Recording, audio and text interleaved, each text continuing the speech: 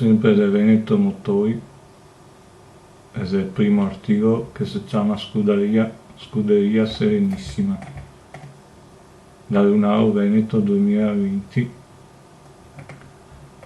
Scuderia Serenissima, ASESTA, un'azienda automobilistica fondata dal conte Giovanni Volpi, imprenditore veneto, figlio del conte Giuseppe, entro i primi anni 60 per gareggiare nelle competizioni della categoria Gran Turismo. La prima e unica macchina proiettata e realizzata è stata una vettura sportiva Gran Turismo per il doppio stradale, la Serenissima 308V Jet Competizione del 1966, a dire una vettura a motor centrale di impostazione simile alla coeva Lamborghini Miura.